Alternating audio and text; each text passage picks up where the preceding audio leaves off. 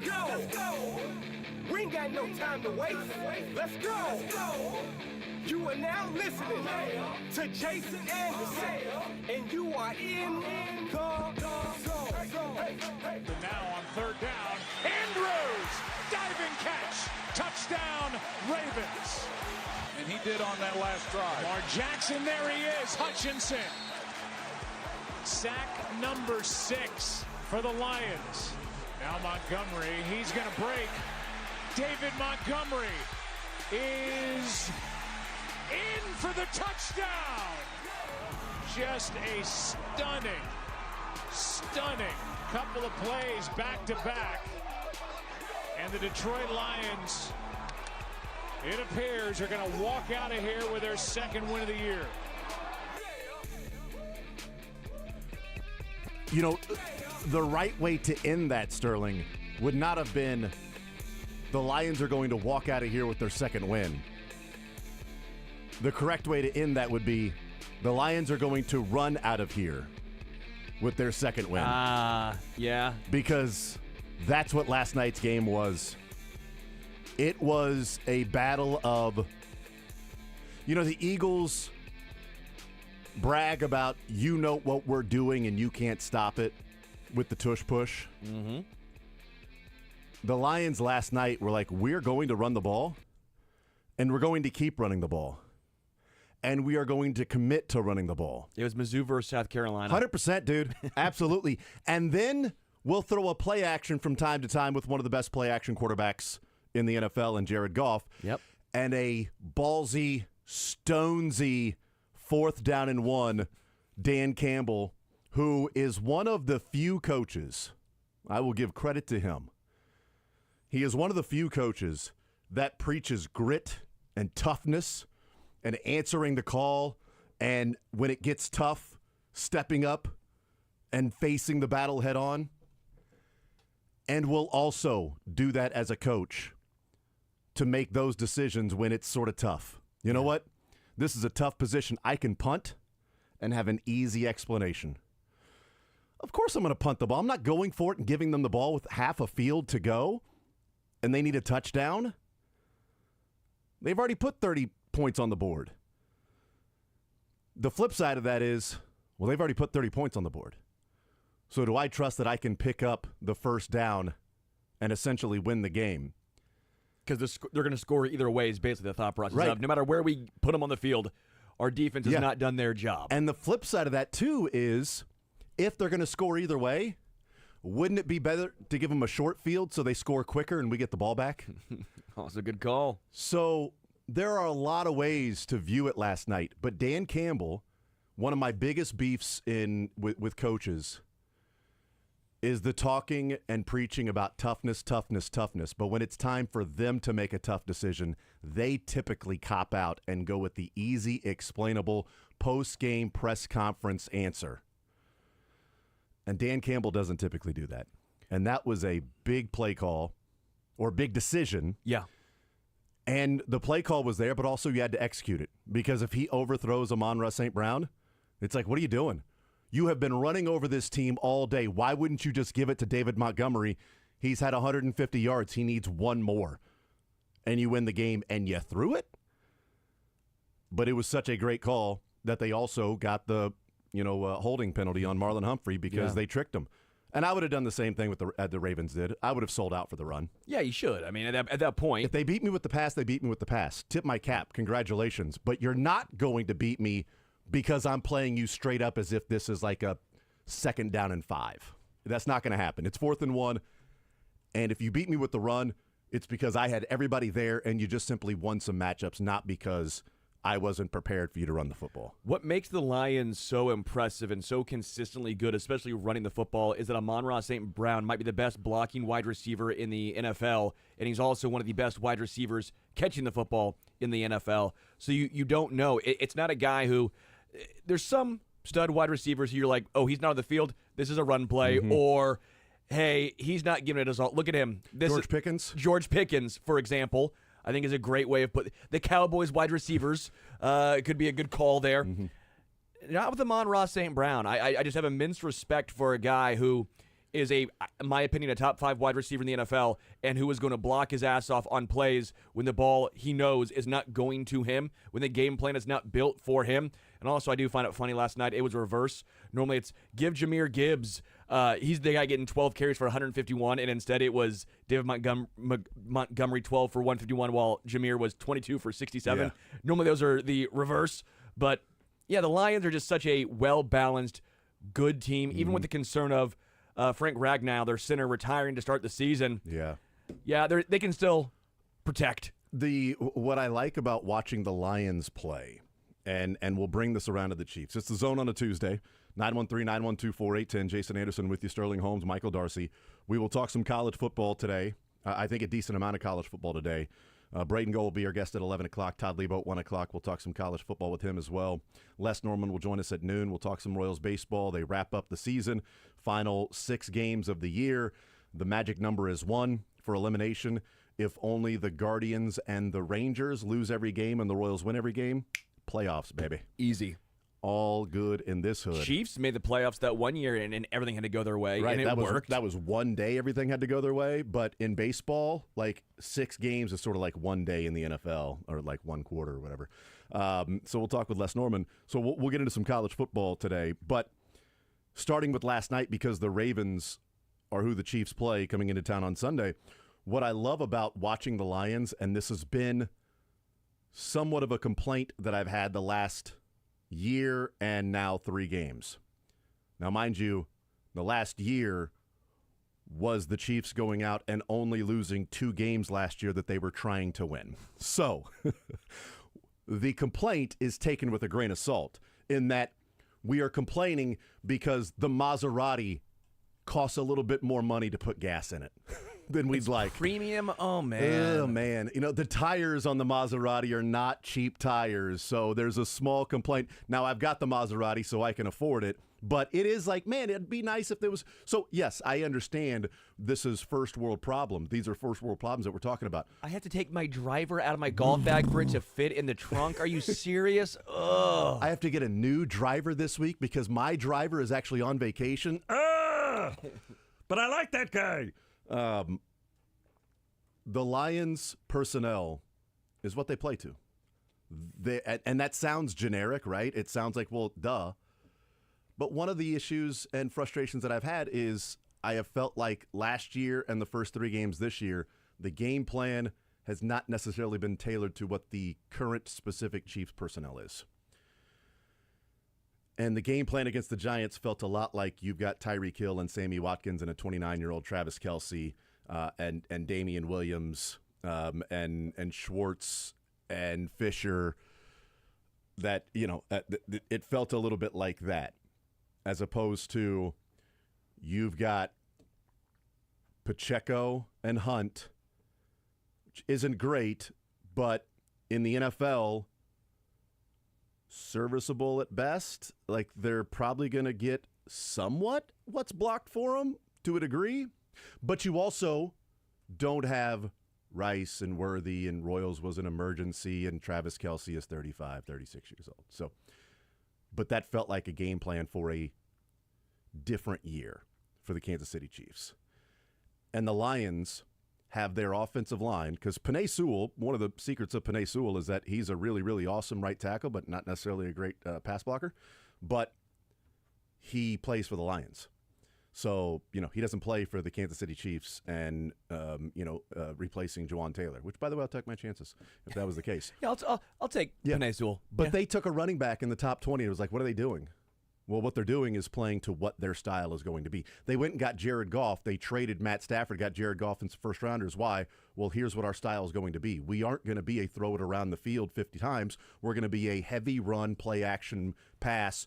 We want a guy who can control the game manager, but also has some talent to make throws because he was the number 1 overall pick. He did go to a Super Bowl with the Rams, and he's one of the better play-action quarterbacks in the league. We've identified traits and talent. You brought up Amon-Ra St. Brown.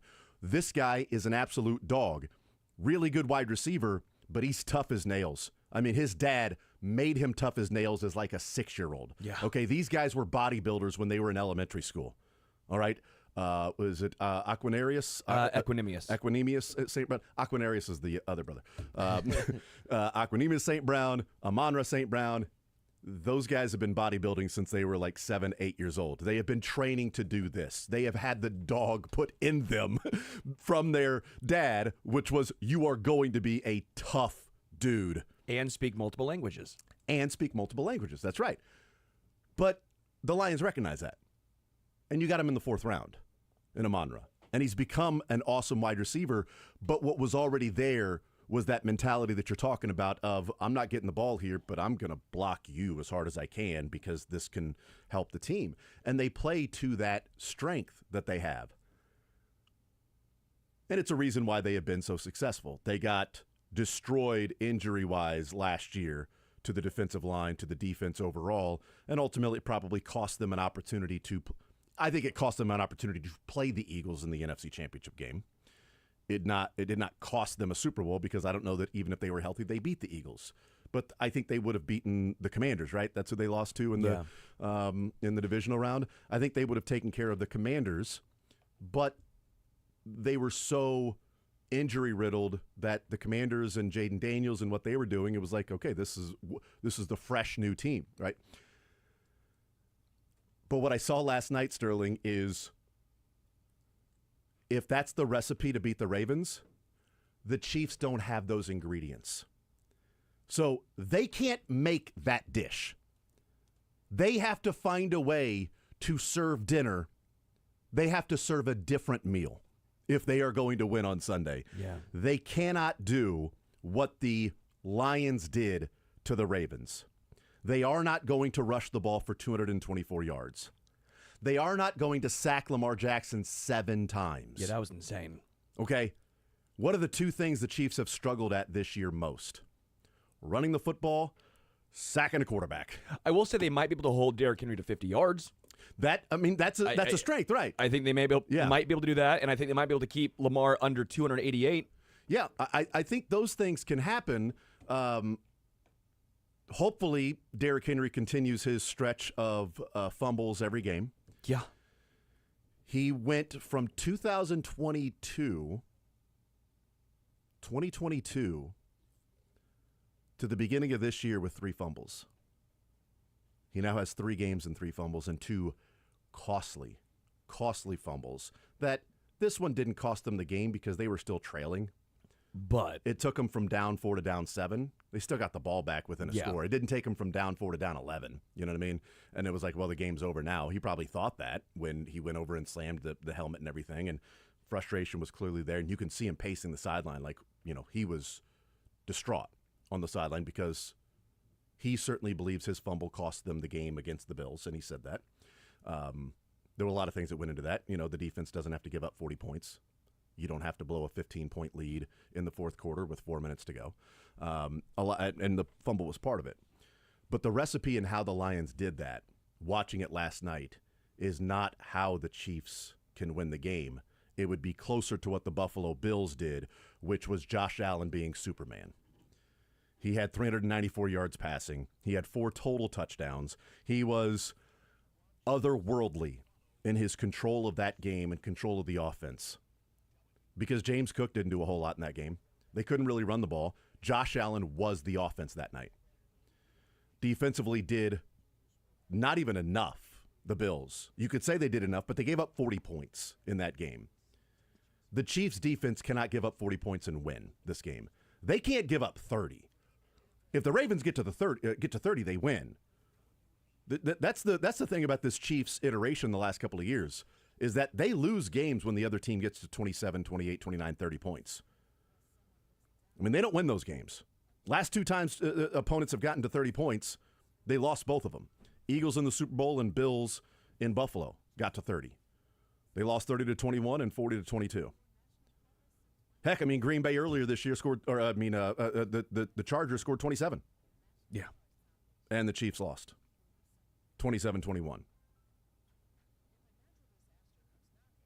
They lost to the Packers in 23 when they gave up 27 points. I mean, since 2022, when the Chiefs defense gives up 27 or more points, they typically lose that game. They have lost those games when the defense gives up 27 or more points. 2022, they were able to win some of those games. you go to 18, you give up 27 or less, you're winning every single game. Absolutely, Just yes. don't give up 30. I mean, even 2022, the Eagles scored 35, they scored 38.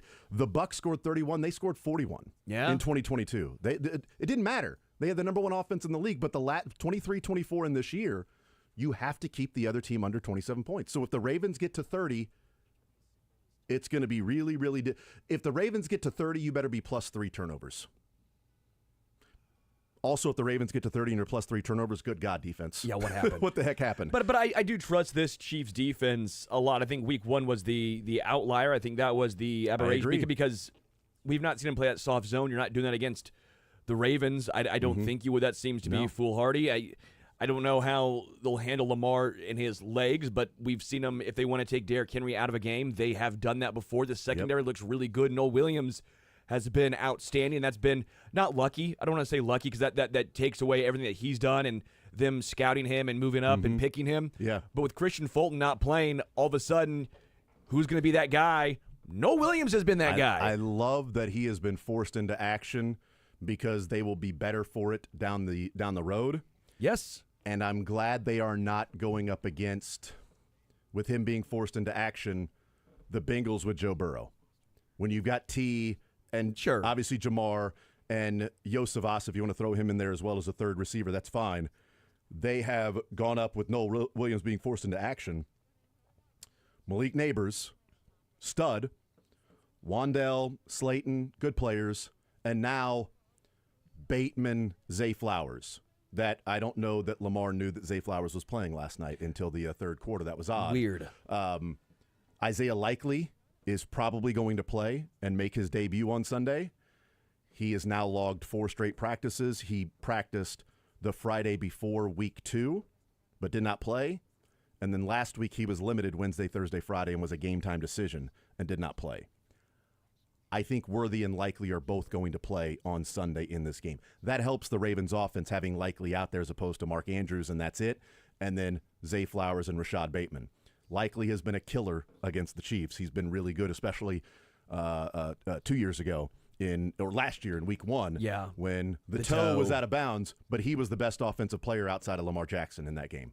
Because Derrick Henry didn't do a whole lot, but it was Lamar and Likely. And, in fact, the Chiefs had that double-digit lead in the fourth quarter, and they had that 3rd and long, and it was Lamar scrambling and then hit Likely, who then turned and ran up the sideline for like the 40-yard touchdown. That all of a sudden made it a game. You get a stop there, you're up by 2 scores and getting the ball back in the fourth quarter. Instead, you're up by a score, getting the ball back. You don't do anything with it, give the ball back. They end up, going down the field, and it's, a toe away from tying it or going for 2 and losing. Either way, him being back will help, but I think it's going to be closer to the Eagles' game plan defensively of McDuffie and Jalen. You guys take care of Zay and Rashad Bateman. And safeties, linebackers, we got to worry about Andrews and Likely, but we're also going to be blitzing, contain, right? Rush lane integrity on Lamar. Yeah, no Chris Jones on the outside. Because that's what the Lions did last night too. Even when they rushed, Lamar was trying to create, but he had nowhere to go. You know why? Because the Lions weren't getting out of their rush lanes to go and try to create individually. Yep. They were rush lane integrity, and Lamar dodged one guy but ran into another because that guy wasn't also out of his lane trying to, make some sort of a hero play. And that's crucial on Sunday. In fairness, that is what Karlaftis does very well. Yeah. 100%. Karlaftis is very good in that regard. And I think the rookies, Gelati and Omar Norman-Lott, will probably more than some of the veterans make sure that they keep that integrity because this is my job. Yeah. And I'm not experienced enough to know when I can cheat or when I can do this or when I can go outside of what my responsibility is based on what everybody else is doing. So it's almost like mission 1, here you go, do this. Okay, this is my job, is to rush here, and I'm just going to rush right at him, and I'm going to hold my position here and keep Lamar Jackson inside so that the guys to my right, if I'm Gelati, the guys to my right will be able to help out. But he ain't getting around me to the left side because I'm going to try to go inside. You also can run some stunts just to maybe open it up for Lamar in the middle, But then as he starts to run, that thing closes up. The Lions did that a couple times last night. So they mixed it up with rush lane integrity and then also running some stunts to almost trick Lamar into thinking, oh, I've got a lane to run. Oh, crap, they were running a stunt there, and now that guy's filling that spot. I do think what helps this time around versus last year is the linebackers are playing better than they did to start last year. I think people forget the first 4-ish weeks last year was really bad for Bolton and Drew Tranquill. Tranquill was really struggled to begin the season last year for some reason. And we had no idea why, and I was like, did he just fall off a cliff? I mean, the first 4 to 6 weeks, and I thought Bolton played really bad to start last year as well. This year, Tranquill looks great to start, and Bolton looks just very solid this year as well. So the linebackers are playing better, and against the Ravens, you have to have good linebacker play. You have to have, as we're mentioning, great rush lane integrity. And again, those linebackers are great. We'll see what happens with Shamari Connor versus Christian Roland Wallace versus Noel Williams or McDuffie. I mean, we'll see what Spags ends up rolling with. But the last 2 weeks have been outstanding. Yeah, and look, we'll be watching the injury report this week a lot.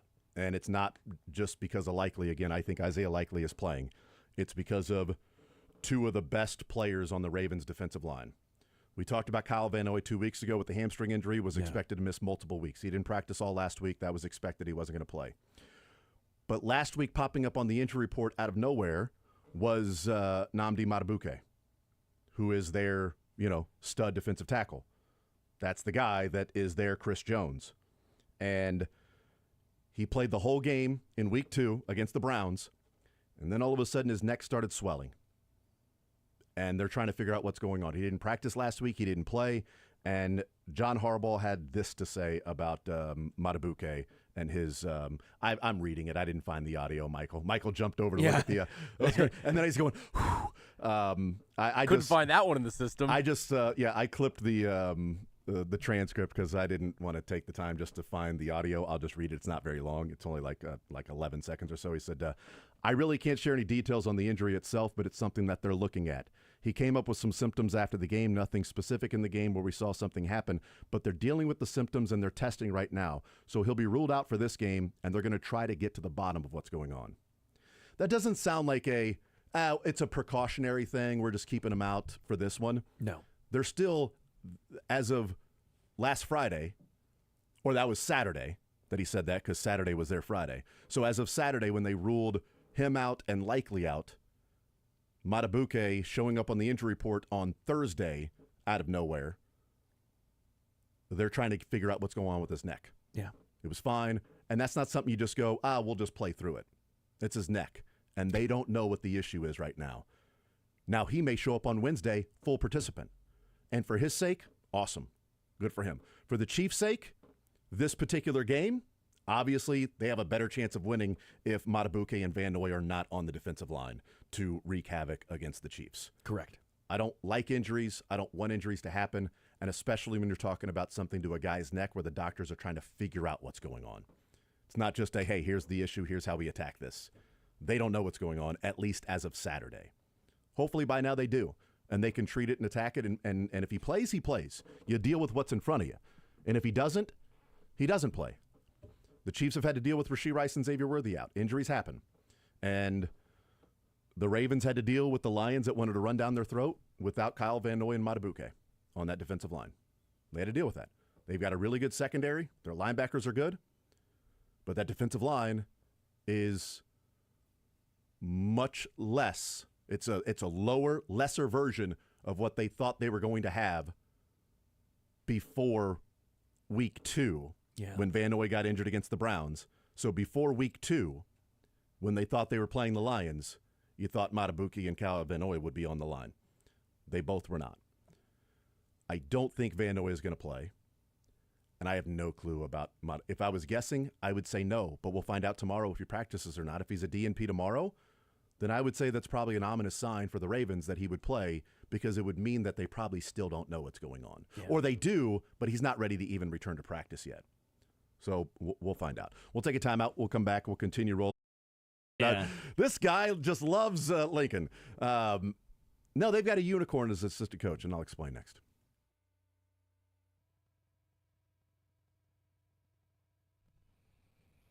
Unicorns are one of a kind, and there's only one tequila that I recommend. Great job. the one-of-a-kind taste of El Bandido Yankee tequila. It is phenomenal. It is made from a...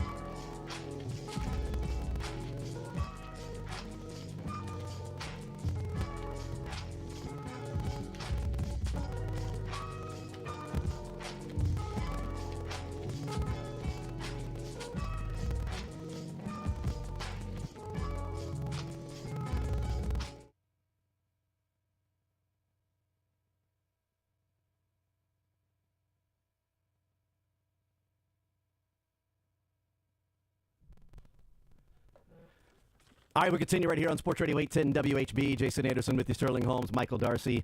By the way, text comes in 913-912-4810. I like this idea, by the way, and I'm going to run it by a couple of different guests that we'll have on Chiefs specific, like Matt Lane on Thursday and Matt Derrick on Friday. But text comes in, says, do you spy Lamar with Bossa? Ooh. And I thought, interesting. I like that idea. The guy who is one of the most athletic linebackers and fast and quick linebackers that's out there, if his job is just you're there to spy Lamar on obvious passing situations, right? If it's third and long, third and whatever, you can put Bossa in. Like, I don't need him in on 1st and 10 to be a Lamar spy. No. You know, because obviously if he was good enough and experienced and up on the defensive game plan enough, then he'd be playing already because of his athleticism. He's a special team stud. I mean, he's been awesome on special teams so far.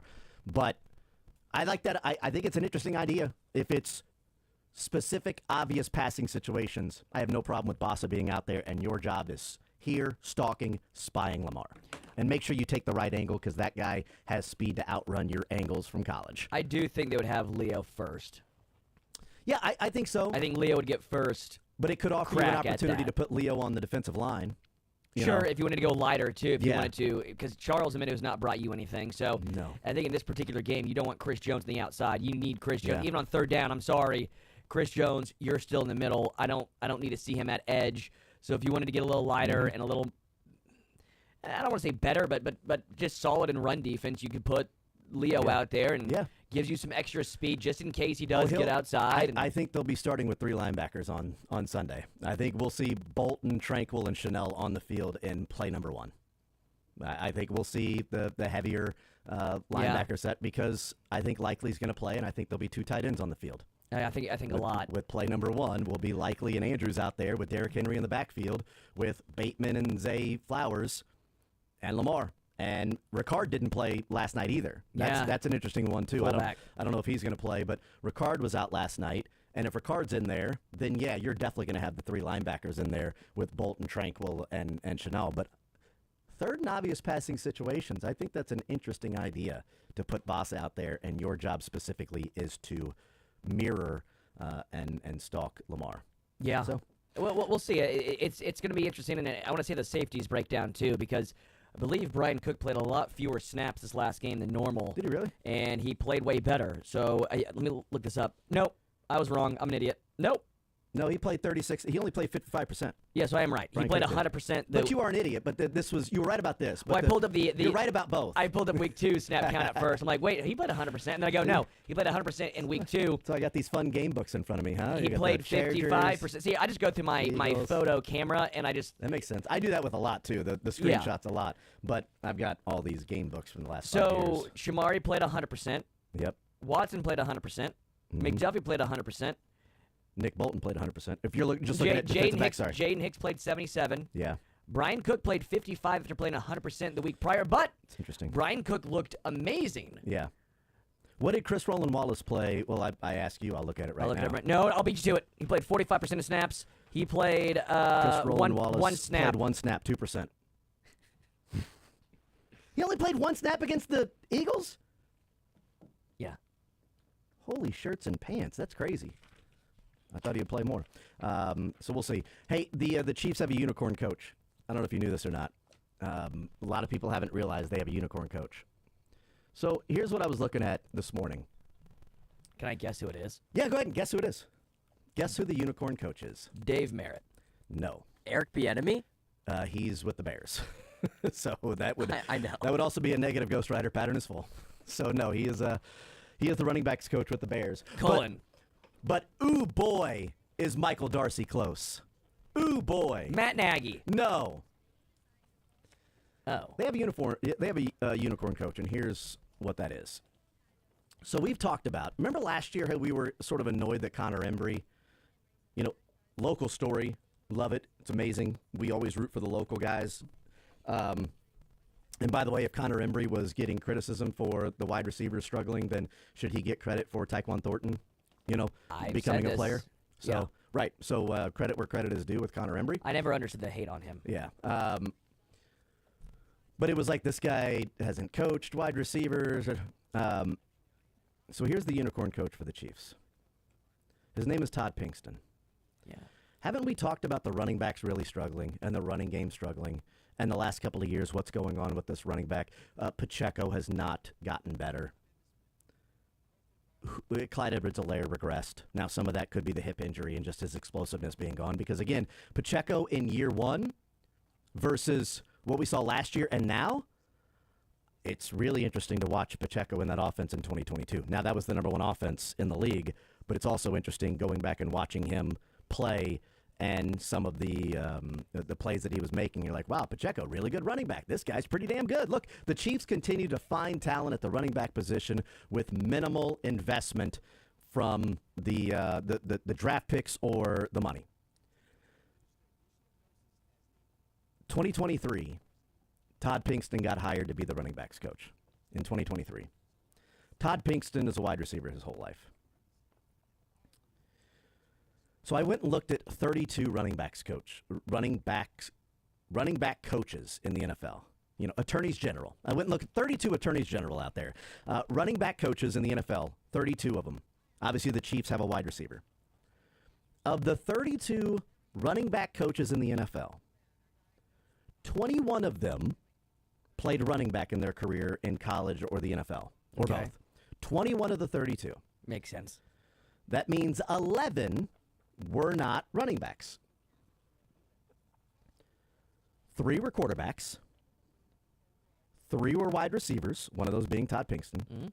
4 were defensive backs. And there's 1 tight end that is a running backs coach. But here's where Todd Pinkston is different than the others. I'll go through these guys. The quarterbacks coaches. Baltimore's running back coach, was quarterback Willie Taggart. Played quarterback at WKU, but he was a head coach at USF, head coach at Oregon, has coached running backs before. Also, he was a running quarterback in college, so it was like, Tommy Frazier coaching running backs, right? Quarterback, Danny Barrett for the Houston Texans. He started as he was a quarterback in college. He started as a running back coach in 2014. He's been with 3 different teams before the Texans. DeAndre Smith for the Indianapolis Colts. He was a quarterback in college. He got his first job as a running back coach in 2001. And he's been with 5 different teams before the Colts. Those are the quarterbacks. Let's look at the defensive backs. Eric Studsville for Miami is a running backs coach for Miami. He was a defensive back in college. He's been a running back coach in the NFL since 2001 with 4 different teams. The next defensive back that is a running backs coach, Keel McDonald for the Los Angeles Chargers. He's been a running back coach since 2012. The Chargers are his 4th team that he's been a running back coach with. Denver Broncos, Lou Ayina, defensive back. He's been a running back coach in the NFL since 2010. He's been with 3 teams before the Broncos. This is his 4th different team that he is a running back coach with. Defensive back Ron Gould for the Rams. He's been a running back coach in the NFL since 1997. Wow. Good for him. But he was a defensive back. He's been with 4 different teams before the Rams. Those are your defensive backs. Those are your quarterbacks. How about the wide receivers? Wide receiver, Derek Foster for the Dallas Cowboys. The Cowboys are his 6th team being a running back coach since 2013. Wide receiver Skip Pete for the Tampa Bay Buccaneers is their running back coach. Great name, and great name for running backs coach. Absolutely. That may be why he has a Skip. Yep, but he was a wide receiver in college. He has been a running back coach in the NFL since 1996. And let's see, what's the other wide receiver that's here? I said Derek Foster for the Dallas Cowboys. Todd Pinkston would be the 3rd. Oh, yeah, thank you, Todd Pinkston. Sorry, I wasn't. Right. No, thank you, I appreciate it. And then there's 1 tight end. New England Patriots, Tony Dews, played tight end. He's the running back coach. He's been a running back coach since 2017. He was also with the Titans in 2017, which would go closer to the Chiefs, but he also moved to a different team, running backs coach, and then now he's with the Patriots. So he's been a running back coach since 2017 in the NFL. So there were 21 of the 32 coaches that are running backs played running back in college or NFL. Of the 11 other positions that are running back coaches, 10 of them have had multiple stops at different teams being a running back coach. The Chiefs have the only running back coach in the NFL that neither played running back or coached running backs before getting an NFL job with the Chiefs as the running backs coach. And how did he get the job? He played wide receiver for Andy Reid in the Philadelphia Eagles and Todd Pinkston. Greg Lewis was the running back coach before Todd Pinkston. Greg Lewis had never coached running backs before. He was a wide receivers coach. Greg Lewis coached running backs. You know what Greg Lewis is doing now? He's a wide receivers coach. He left the Chiefs to be a wide receivers coach. Why did he leave to go from running back coach to wide receiver coach? I don't know. Maybe he wanted to coach wide receivers. I'm not sure. But the running back coach the Chiefs had before Greg Lewis was Eric Bieniemy. And the offensive coordinator they had with Pacheco's first year in the NFL was Eric Bieniemy with a focus on running backs. Steve Spagnuolo was a defensive coordinator. What's Spagnuolo's specialty? The secondary. He's a DC that specializes in the secondary. Nick Saban, defensive coordinator, secondary, defensive backs. His specialty. Eric Bieniemy, offensive coordinator, running backs, running game, his specialty. Since 2022, they've had wide receiver coaches that didn't coach running backs before in 23, 24, and now 25. I think it's interesting, but the pushback I will give, just to play the other side of this, is Pacheco was a 7th rounder, and was a 7th rounder for a reason. Agreed. He got injured and has not looked anywhere near the same. He hasn't improved, so I'll grant you that. I think that's the beef. Kareem Hunt is a finished product, and he just doesn't have the explosiveness. He's older. But he also had his first couple of years with Eric Bieniemy as his coach. Sure. So maybe that helped him learn. There's no real investment because Clyde would have been injured and done at that point. I think it's more... It could be more personnel. 100%. Than coach. I just wonder what was going on with Pacheco his rookie year. Was it just the offense was so good that any running back could have put up what Pacheco was doing? Because he looked different. Watching some of those games, agreed. He looked different than what he looks like right now. He wasn't running into the back of a lineman. It's a very fair point. So if he doesn't have somebody, again, there was criticism for Connor Embry because look at these wide receivers that are out there. Nobody's improving, and Connor Embry doesn't coach wide receivers, and now he's a wide receivers coach. Todd Pinkston never played running back, never coached running backs, but now he's supposed to coach up Pacheco and Brashard Smith and Clyde or whoever. I just think that's, if we criticize Andy Heck, when Andy Reid is the head coach, offensive coordinator, and what's Andy Reid's specialty? Offensive line. But Andy Heck is the one that we've talked about, that there's frustration with the lack of improvement on the offensive line.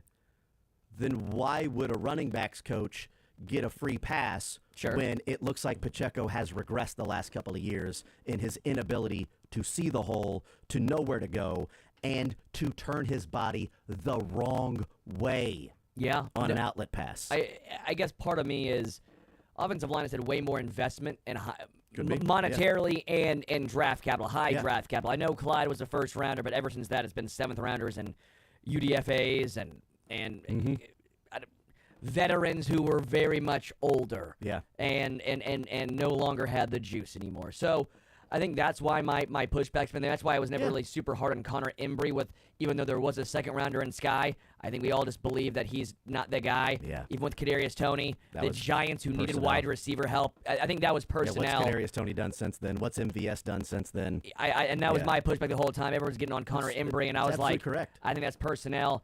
I'm more team personnel in the running back room than anything else. Because offensive line, Creed, Trey, and Juwan Taylor, and now Josh Simmons and even Kingsley should be a better collective unit with the 5. Correct. Because there's a lot more talent at the offensive line individually than Connor Embry and Todd Pinkston have to work with. And there's been some interesting stats of yards after contact and yards before contact, and the Chiefs running back room's actually not that, or the offensive line's not that bad in those categories. Sometimes even plus in those categories. Could be Chase Brown that has minus 30 yards before contact. Yeah, it's insane. I mean, Chase Brown is getting hit in the backfield almost every single carry. It's like Missouri football, like getting back on South Carolina or Kansas. Ahmad Hardy was like that actually against KU, and he just kept going off. But the point remains, I think it's a personnel issue, but I think this is interesting and definitely something to monitor. And it goes, again, with something you brought up, I think it was last week or 2 weeks ago, the perpetual, I don't want to say inability to go, but it feels like the inability to go outside of your comfort zone when it comes to bringing new ideas into the organization. Is the perpetual getting the band back together, or this guy worked with the band, and we're bringing him up, and now he was a roadie, but now he's going to be a drummer. Yeah, I know. Like, that's what it feels like, right? Todd Pinkston was a roadie, and he helped with different ways, but now he's a drummer. Now you put him as a drummer, and it's like, well, he'll learn, he'll get it. He'll figure it out, because the lead singer, the guitarist, and the bass, those are the main guys. Those are the studs. Yeah, the drummer's the stud. Come on now. Everyone knows drummers are the best but with and this very attractive. Very good. He plays keyboard then. Okay, there we go. We'll go with keyboard. Keyboard, nice. We use it in different songs. You know what? Running backs coach, cowbell. We need more cowbell. And we can't fear the reaper. No. Okay, if we don't have more cowbell. And seasons don't do that. No. They do not do that. Let's take a time out.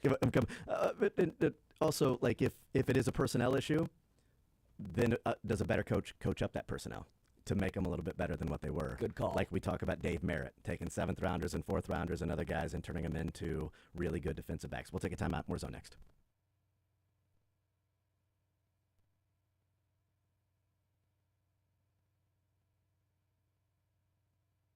All right, man, if you're out there and you happen to be suffering from things that could be related to low testosterone, that includes energy levels, gains in the gym that may not be there anymore, not sleeping as well, waking up.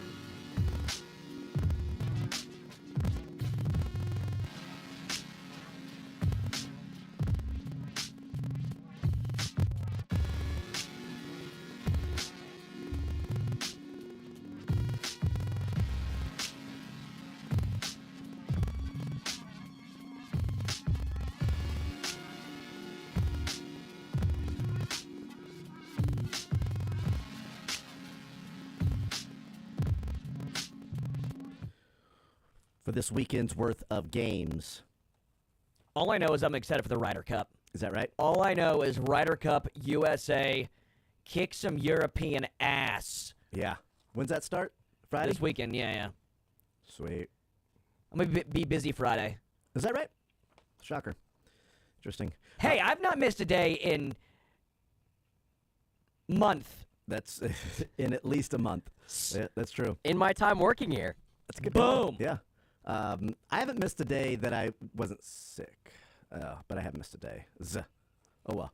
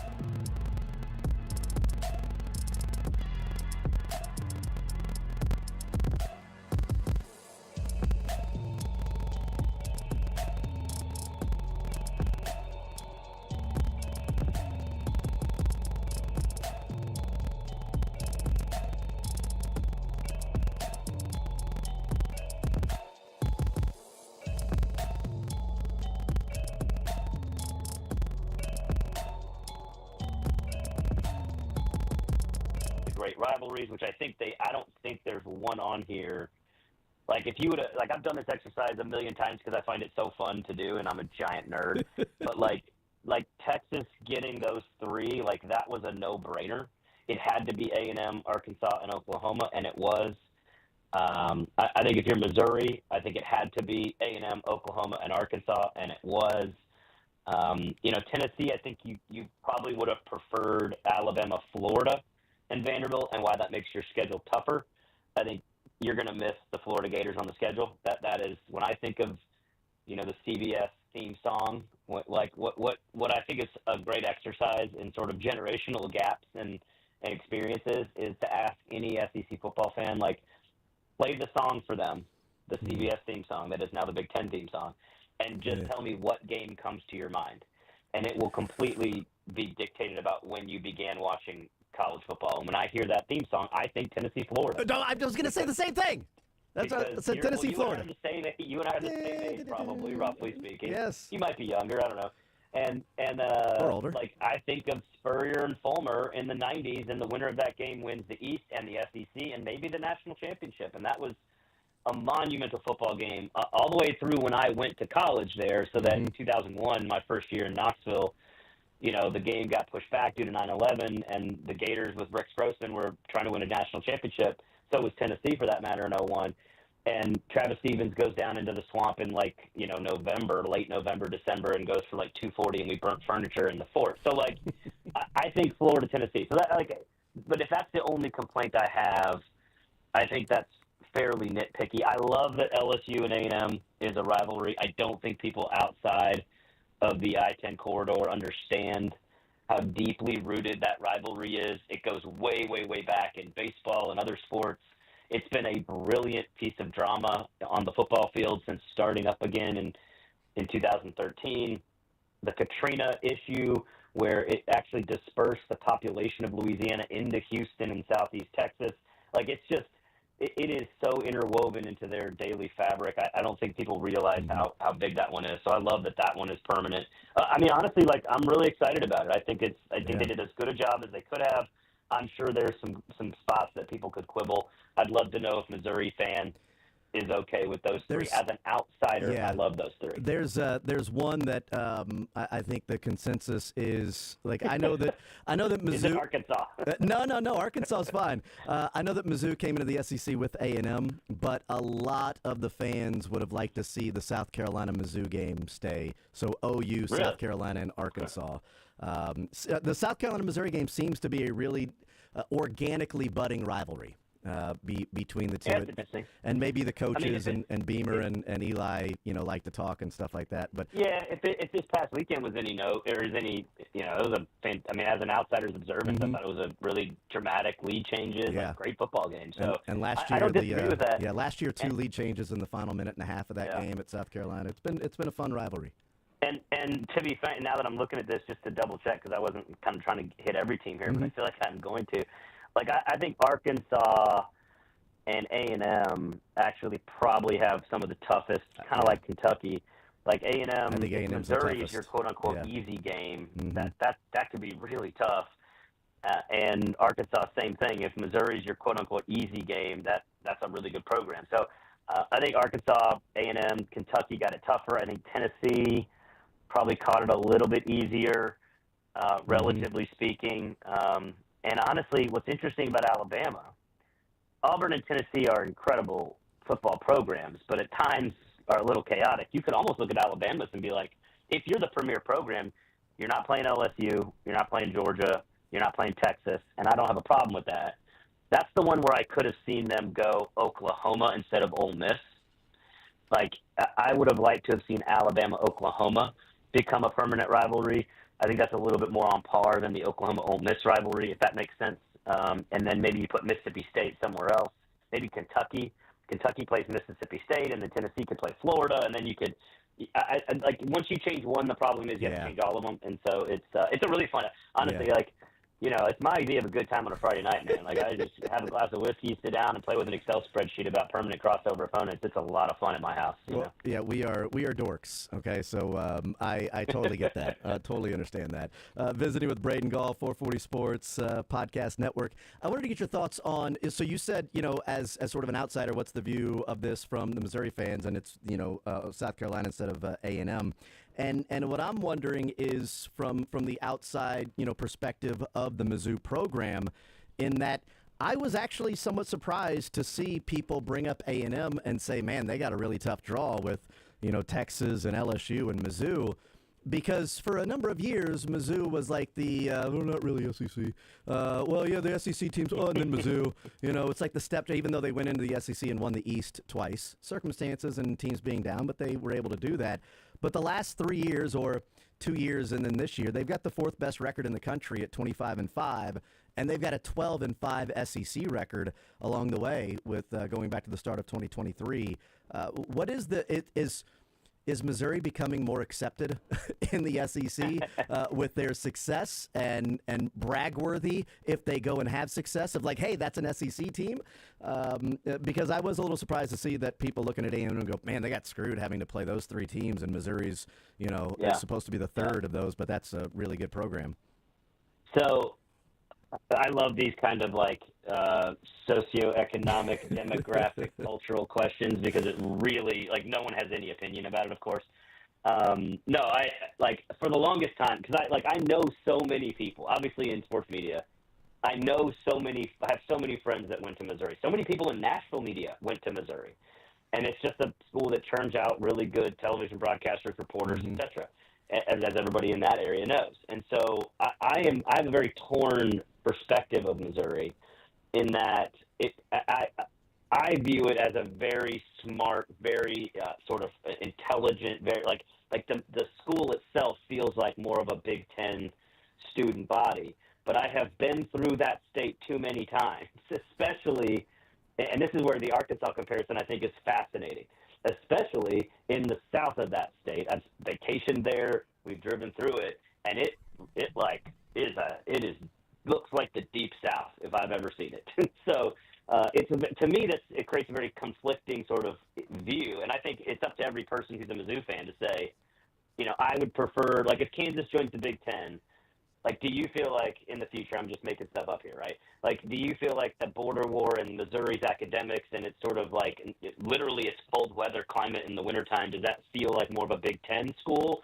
Or does sort of some of the areas of the state that are very rural and very sort of southern, does that feel like more of an SEC school?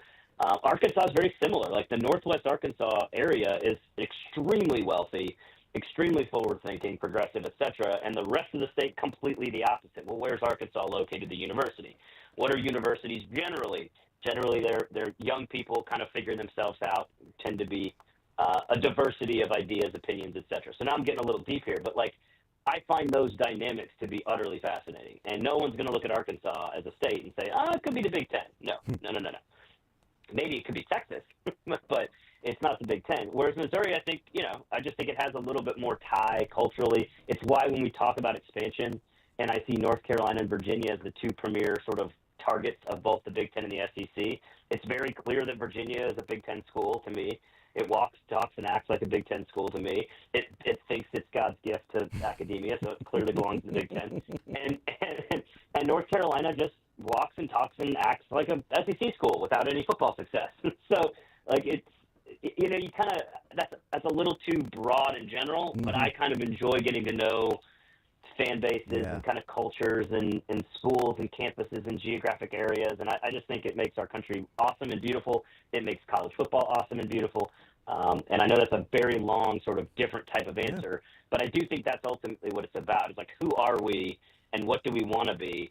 And I would imagine that there was a lot of, I'd be curious, honestly, if you could poll Mizzou grads and fans and say, in 2012, would you have preferred to join the Big Ten, and how do you feel about that today? I would guess that most people are like, hell no, we're an SEC school. When expansion was taking place, it did feel like Mizzou to the Big Ten was a more natural fit. And the academic part of it, being an AAU institution school, member institution there with Mizzou, and it felt like it aligned more with the Big Ten. So I'll be honest, I was surprised when the SEC came calling and Mizzou moved, not that they moved conferences, but surprised that the SEC was where they ended up going, because it always just felt like they were going to end up in the Big Ten if they ever left the Big 12. Didn't think they would leave the Big 12, but if they did, the Big Ten would be where they ended up because of climate and academics and things like that. So that was a little bit of a surprise. But if you ask me then and now, I think my answer would be different. Then I would say, Big Ten. Now I'm perfectly fine and rather be in the SEC than the Big Ten. Yeah, I mean, and I kind of am on that. And also, time passes and everybody just gets used to something, right? Like you're talking about the South Carolina-Missouri rivalry. That's still totally fabricated and forced. But it's kind of turned into a cool thing. And as time goes on, you kind of have a little bit – it becomes endearing to both sides. And, that's how you build connection. That's how you build history inside of a conference. It just takes a long time for these new ones to do it. And, frankly, I think and this is not even up for debate. I do think, interestingly enough, I think the Big 12 is probably second in this category. But I think, from an expansion standpoint, and I'm not talking about on the field, like football quality, from an expansion standpoint, there's nobody that's even close to how the SEC has expanded culturally. Oklahoma and Texas, there's no difference in food and music and, priorities in Norman and Austin and, Columbia, South Carolina, Columbia, Missouri, Fayetteville, Arkansas, College Station, Texas, you name it. North Carolina, that's why North Carolina seems like the right focus for the SEC, because it just fits right in and it's geographically connected and culturally, we love barbecue, sweet tea, ranch dressing, and college football. Let's go. So get that dollop of Daisy. Come on, man. Throw the dollop of Daisy on there. We all think that Jason Isbell is the greatest songwriter of our generation and that Tyler Childers is the greatest country artist of our time. That's what we all think. I mean, the commercials are there with the dollop of Daisy still gets me just because, meeting my wife and her family, it's the first time I've ever heard actually somebody say, "Hey, will you give me a dollop there of that?" And I'm like, "What? A dollop?" Just like the commercial, a dollop of Daisy. Just like you want a spoonful. You want me to put some? So you want some sour cream on your plate? Yeah, just give me a little dollop there. I mean, just can you put some on my plate? You've been towing the line most of your life on the South, my guy. You're kind of you're right there. You're kind of in the South. You got one foot in, 1 foot out, your whole career, Yes. My mother-in-law calls it the commode, not the bathroom. Do you call it soda, pop, or Coke? It's pop. Which one do you call it? I grew up with pop. Oh wow. Yes, pop. I grew up with pop. But yes, everybody in my brutal. Well, we all nobody's perfect. That's exactly right. Yes, some people say Coke and they're actually talking about a Pepsi or a Dr. Pepper. It's weird. I say soda because that's what it is. Yeah, well, it's soda pop. Listen, we're talking with Braden Gall, 440 Sports Podcast Network. One more quickly on this, and this may not even be a quick one, but just to sort of look at what the view is of Eli Drinkwitz, and I ask from a standpoint of, they're 25-5 in the last 2 years and 3 games. And there are going to be some bigger programs that start to open up over the next couple of years. And if he makes the college football playoff this year, he's going to be one of the more coveted coaches because he's at Mizzou. And there are some programs that think, well, we'll just call him and get him. I would guess that if Florida moves on, when Florida moves on, that they would call Eli Drinkwitz. 1, do you think they would make the call to Eli? 2, would he listen? He should. And 3, is he likely to take that Florida job, or is maybe Eli Drinkwitz getting paid and in a spot at Missouri that he might be around for a while? Oh man, yes and yes are your first 2 answers. The third one is all about what makes an individual tick, and I've covered. You've done this a long time. I've done this a long time. You just never know. We've been having a lot of discussion. I've got a really close friend of mine who's a Virginia Tech fan. We've been having a lot of text thread conversations about coaches. And because the Virginia Tech's in this weird place where they have this kind of, I don't want to say inflated sense of self, because they are a really good program. They have a great fan base. It is a beautiful campus. They have a great track record of history. They are one of the better programs in the ACC. The question is, what does that mean now? And I'm building to a point here, which is that the group of coaches I would target if I'm Virginia Tech, and this has a point to your Drinkwitz comment, is I would target Willie Fritz, Lance Leipold, Matt Campbell, and Kurt Signetti. Like, those are the types of guys I would target. Program building stabilizers who are just all around good quality football coaches that bring every part of your program up a notch. And I don't, Willie Fritz is 65 years old. Like, is he going to be there 20 years? Obviously not. But could he go turn Virginia Tech into a stable, winning, successful program by 2030 when they are trying to jump into the Big Ten or SEC? Absolutely. And that gets me to Matt Campbell, which is, what does he want? Because at the end of the day, like, he's had chances to leave, and he left. Luke Fickell had chances to leave, and look what happened in Madison. He is going to get run out of town. And so I'm just curious if Matt Campbell's the type of guy who's just like, nah, I'm good here forever. And so that's the question with Eli, right? As I said, I'll bring it all back to Missouri, but the question is sort of like, he's been given a lot of power kind of every step of the way, right? Like, he has relationships with people that are very, very important. He's building like a little Mike Gundy kind of level of control at Missouri, and if that's what he wants and wants to fight for 10-2 most years and make the playoff, then I think you could be a hero there the way Gary Tinkle was. Yeah.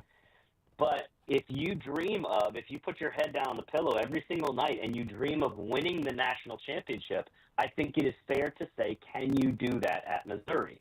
I don't know the answer to that, but I know for sure you can do it at Florida. Yeah. So that is ultimately what you got to ask yourself. I say, James Franklin, I think, could be a factor in all of this, because I say that all the time when he was here in Nashville, and everyone's like, why would you ever leave Vanderbilt? You can get paid a fortune, and you'll be a hero on campus. And I'm like, because he wants to win a national title. Mm-hmm. Like, I know for a fact he puts his head down at night dreaming of winning championships in front of 110,000 people, and you cannot do that at Vanderbilt. And Missouri's not Vanderbilt, so I'm not trying to compare them, but that decision is what was easy for him to take the Penn State job. Penn State's an elite program. I think James Franklin is a factor at the Florida job, because if he doesn't get it done this weekend against Oregon at home, or this season you look at that team, and I know this is a lot of different topics here in your one question, but I think it's all tied together. Yeah. Like, I don't think James Franklin, it would not surprise me if he pulled a Lincoln Riley. Because if they can't get it done this year, when they have the best backfield in America, one of the most experienced and talented quarterbacks in America, they have elite, they have an NFL corner, an NFL pass rusher, an NFL offensive line, NFL this, NFL that, and Ohio State's taking a step back, supposedly. Oregon's losing a bunch, supposedly. Michigan's still not Michigan. Clearly, Nebraska's not good. I mean, certainly Illinois is not as good as we expected. Maybe Indiana's better. But, like, this is your year.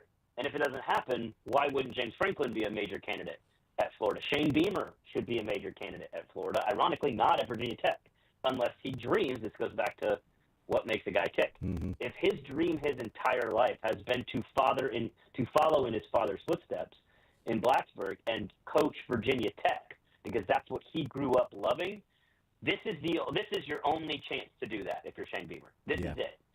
And if he doesn't take the job, then we know, sort of like Peyton Manning went to Tennessee instead of Ole Miss, and Arch Manning went to Texas instead of Ole Miss, we know that he wants his own path. And so that kind of is what, in a roundabout way, this is what they all have to think about. And if you've got a coach who's really good, you have to think about this stuff.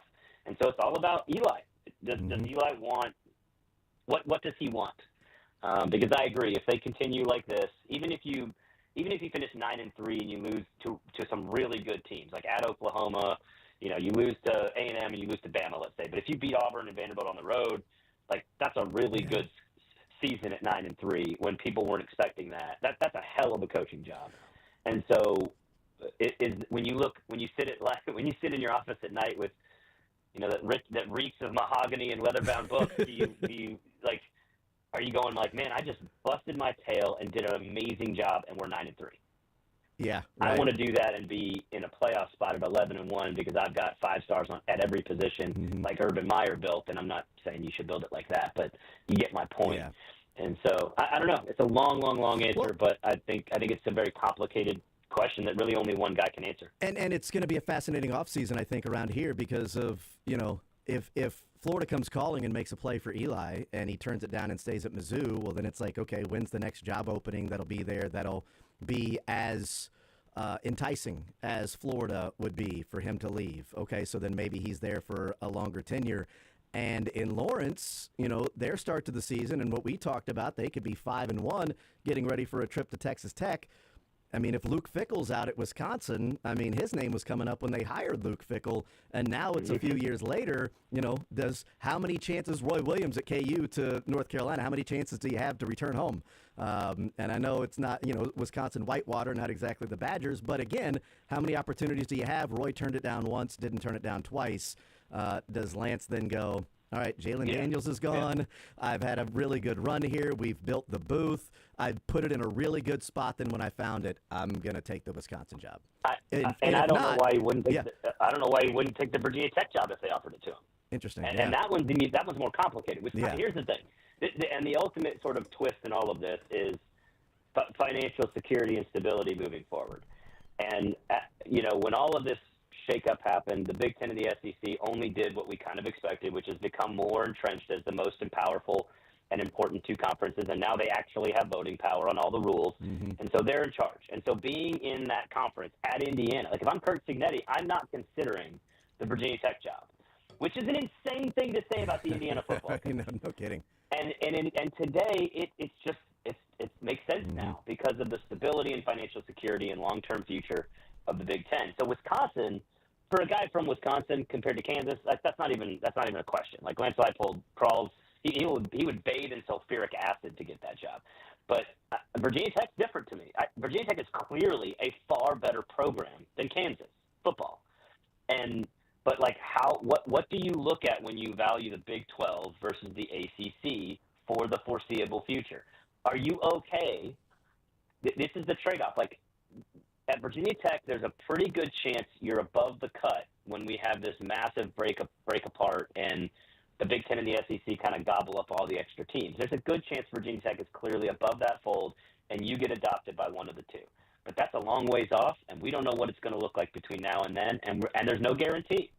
Like Washington State's a pretty good program, but there's no guarantee that you get included. I think the Big 12 has a far more stable and interesting setup in the short term. They passed the ACC in terms of passion for football, television contract revenue. Like they jumped the ACC because they built around an identity that is kind of centered around Texas and the sport of football. And they're all kind of the same program, which makes for a really fun league. Whereas the ACC is still layered with 5 or 6 programs that I'm not sure are that committed to football. And so that's a huge part of this conversation. And I think if it's Wisconsin, for any of these teams, like pick a guy, Willie Fritz, Matt Campbell, any of these guys. If it's a Big Ten or SEC school, I think it's a no-brainer. If it's a program like Virginia Tech, that is like one of the sweet spots of I'm not sure. Yeah. It's a great place, man. It is an awesome campus. It's a great fan base, beautiful stadium, a fantastic atmosphere, lots of passion and history. They got no money right now. And I don't mean Virginia Tech. I mean the conference. The conference, yeah. That's an issue moving forward, and the money too. I think is fascinating because of what you might get at different football programs if you're Lance compared to KU, and again if they start increasing the revenue there for what you can pay some of the players, whereas Shane Beamer complains because Missouri paid so much for Josiah Trotter, the linebacker. It's like, okay, Shane, well, why don't you pay guys as well? Braden Gall, 440 Sports Podcast Network. Braden, you're the man. Appreciate it, brother. Kept you too long as always. Enjoy the football, and looking forward to our conversation next week already. Yeah, man, it's going to be a huge weekend. It should be a lot of fun, man. Absolutely. Braden, you're the man. Appreciate it, brother. Yeah, be good, man. Absolutely. There's Braden Gall, 440 Sports Podcast Network. Let's take a time out. I want to talk about a couple of things that came up there. I planned on getting into a little bit more about KU and Lance Leipold, but that's sort of the transition into the next segment that I want to talk about with KU and Lance Leipold, because started with Eli and, if Florida comes open, like, okay, Wisconsin comes and calls Eli, he ain't taking the job, right? Which jobs would Eli be interested in?